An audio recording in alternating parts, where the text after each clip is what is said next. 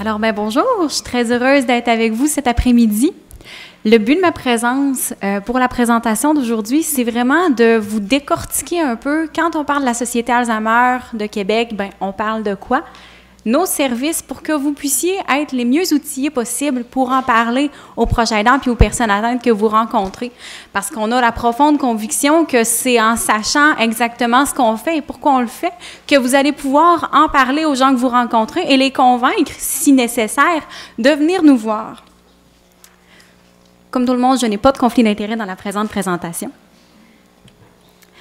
Alors, essentiellement, je vais vraiment prendre le temps de vous décrire les services qu'on offre, comment ça se traduit, de quoi on parle, avec quoi les personnes atteintes et les proches aidants repartent quand ils viennent nous voir, pour que vous puissiez leur en parler le plus largement possible et vous donner aussi une idée des informations clés qu'on donne quand les gens viennent nous parler, nous rencontrer.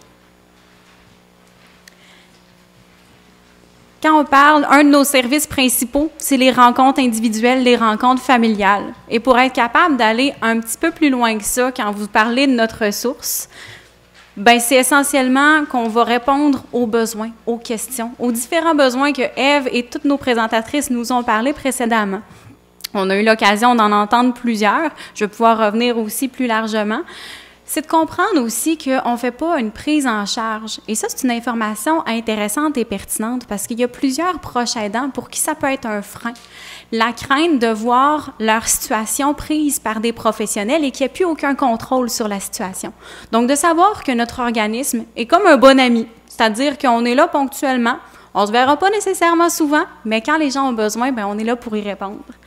Alors, on est là pour parler des différentes ressources. On est là pour leur permettre de comprendre la maladie, comprendre le rôle de proche aidant, comprendre les transformations qui se passent dans leur quotidien.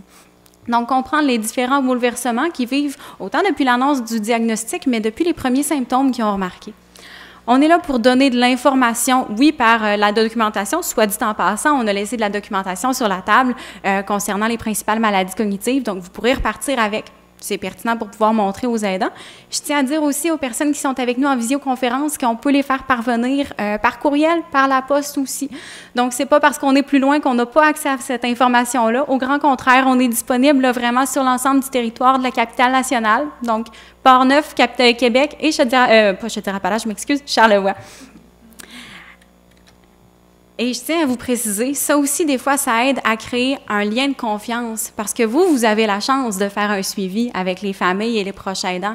Donc, de pouvoir leur dire, pas simplement la Société Alzheimer de Québec, mais voici, surtout dans le contexte de Port-Neuf et de Charlevoix, qui va pouvoir vous rencontrer. Parce que surtout pour les régions, c'est un service qui s'offre sur rendez-vous. Dans la région de Québec, les gens ont la possibilité de venir nous voir au bureau. Des fois, on a la chance de pouvoir rencontrer les gens ponctuellement, là, sans nécessairement qu'il y ait eu à crier gare. Mais quand on a à prendre un rendez-vous, puis qu'il y a des fois des familles qui sont un petit peu plus réticentes à venir chercher de l'aide, de pouvoir leur parler de ce service-là et de mettre un visage. Souvent, c'est rassurant.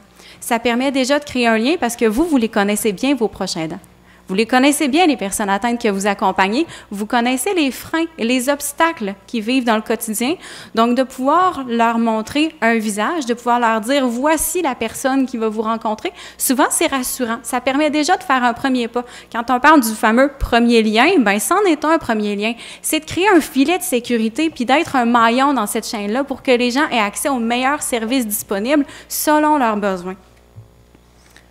Parmi les autres services qu'on a, il y a les rencontres individuelles, les rencontres familiales, mais on a aussi les groupes d'entraide. Parce que dans ces bouleversements-là, dans ces transitions-là, souvent il y a un sentiment du fait qu'on se croit seul au monde avec cette situation-là. On est convaincu d'être la seule personne qui vit ces difficultés-là.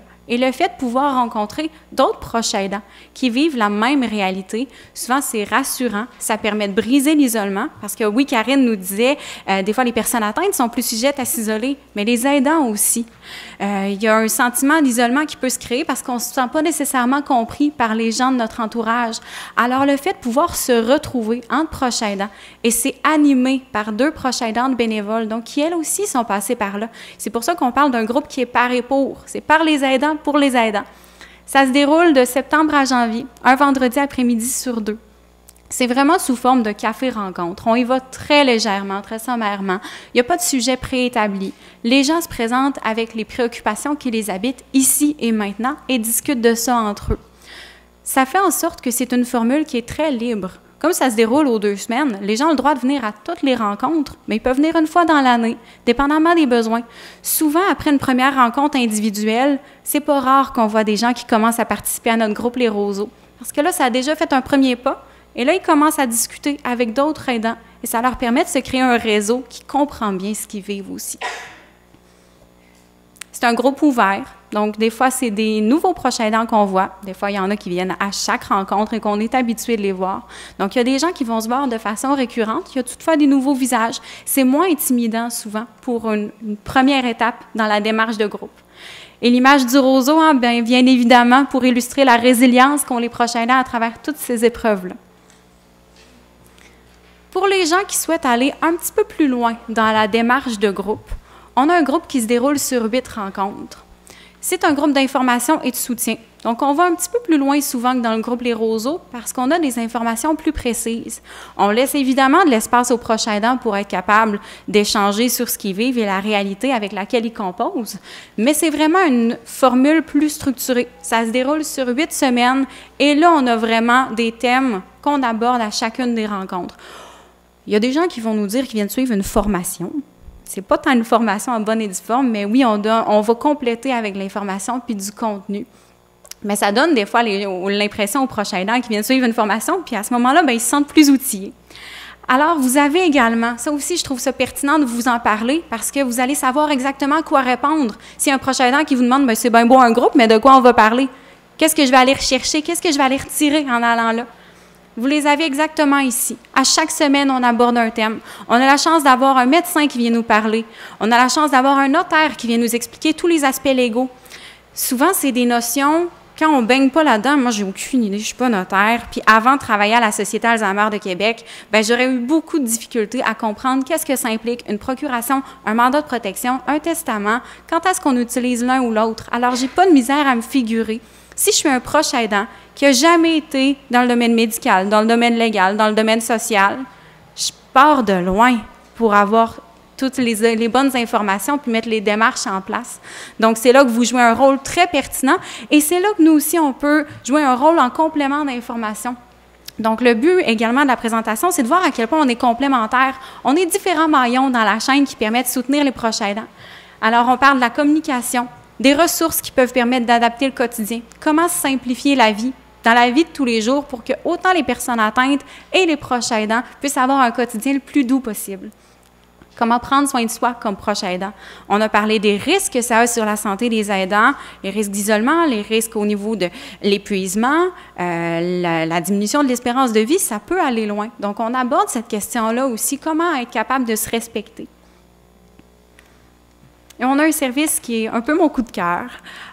Vous en avez peut-être entendu parler, si c'est un groupe pour lequel vous avez déjà référé, des personnes atteintes. Parce qu'on a des groupes qui s'adressent aux proches aidants, mais on a également un groupe qui s'adresse aux personnes qui ont reçu un diagnostic, soit de la maladie d'Alzheimer ou d'une autre maladie cognitive. L'information que je vous ai soulignée, c'est l'information la plus importante de ce groupe-là.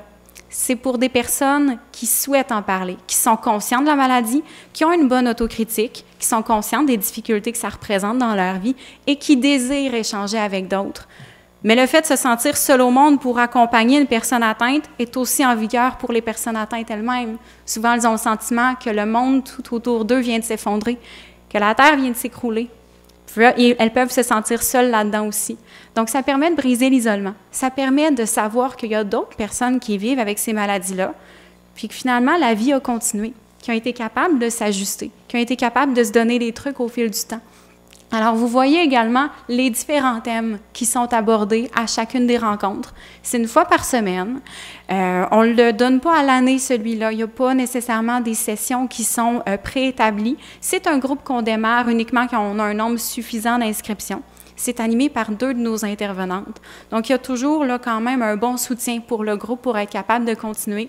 Mais c'est vraiment pas tant pour parler de la maladie en soi au plan médical. Oui, on explique c'est quoi les changements qui se produisent dans leur cerveau, mais il va vraiment sur les impacts que ça a comme fonctionnement dans leur vie de tous les jours et ce qu'ils ont pu mettre en place pour être capables de composer avec ces difficultés-là, pour être capables de pallier à ces difficultés-là, pour être capable de garder dans la tête aussi que la vie continue, qu'elle vaut la peine d'être vécue, qu'on peut continuer à avoir des moments de bonheur, des moments de plaisir. Et c'est tous des sujets qu'on va explorer. C'est vraiment un groupe dans lequel il ressort des perles comme message, comme sujet qu'on explore. C'est vraiment un beau groupe, des échanges très riches, des discussions super pertinentes.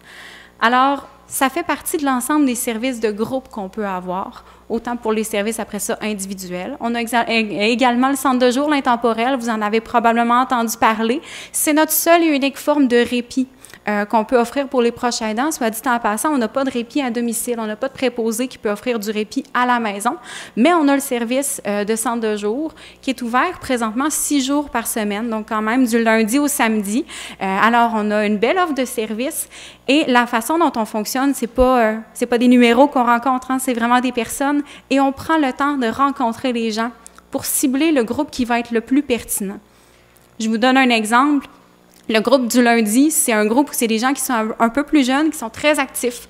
Au contraire, le vendredi, on a des gens qui ont été beaucoup plus intellectuels, qui ont eu des carrières beaucoup plus développées, des professionnels qui ont été assez impliqués là-dedans au plan de leur carrière. Donc, on sent qu'ils n'ont pas les mêmes intérêts, ils n'ont pas les mêmes besoins non plus. Alors, on va vraiment cibler les groupes qui vont convenir le plus aux besoins des gens pour qu'ils se sentent intégrés, qu'ils se sentent accueillis, qu'ils se sentent à leur place. Parmi les sujets qu'on aborde le plus souvent, quand les gens viennent nous rencontrer au bureau, qu'ils prennent le temps, on prend un rendez-vous, les sujets qu'on aborde le plus, le besoin de prévoir, le besoin de connaître l'évolution. Qu'est-ce qui va se passer pour mon proche? Qu'est-ce qui va se passer dans la maladie? À quelle vitesse ça va aller? C'est sûr qu'on n'a pas toujours les réponses précises à ça, hein, parce que vous le savez comme moi, la maladie évolue de façon un peu imprévisible. Oui, on a une idée générale au plan théorique, mais la façon dont ça se concrétise, c'est un peu difficile à dire, mais ça fait partie des besoins des gens et on va les guider là-dedans. Oui, aussi sur l'idée qu'on traversera le pont quand on sera rendu à la rivière, mais on peut donner une idée générale des différentes étapes qui peuvent se présenter. On permet aussi de départager qu'est-ce qui est tributaire de la maladie, qu'est-ce qui est tributaire de la personnalité des gens. Il y en a, comme on abordait tout à l'heure la question, il y a des gens qui vont se fier sur une grande tante qu'ils ont vue il y a plusieurs années, puis qui vont avoir tendance à se fier là-dessus comme expérience pour se dire que la maladie va évoluer de la même manière. Bien, c'est pas parce que ça s'est présenté une fois que ça va se présenter chez tout le monde. Donc, d'être capable de départager les deux, qu'est-ce qu'on remarque dans la maladie, mais qu'est-ce qui était là présent, qu'est-ce qui était là antérieurement, comme personnalité, comme façon d'être pour les personnes. Donc, ça permet de comprendre et de dissocier aussi, oui, si ma mère a toujours été anxieuse, bien, fort probable qu'elle ne devienne pas d'un calme naturel et d'un calme plat avec la maladie. Il y a des choses qui restent. Alors, vous voyez l'ensemble des besoins auxquels on peut répondre. Le fait d'obtenir des stratégies, le fait d'être capable de mettre vraiment en place des trucs dans le quotidien, dans la vie de tous les jours, pour se faciliter la vie. Karine nous en a donné un bon exemple avec le document Conseil et stratégie d'accompagnement. Et nous, on est vraiment là pour parler et répondre, réfléchir ensemble sur des stratégies qu'on peut mettre en place pour se faciliter la vie, pour être capable de compenser les différentes difficultés. Ce qu'on a aussi essentiellement, bien, le fait de savoir que les proches aidants vont être compris et écoutés dans tout le processus.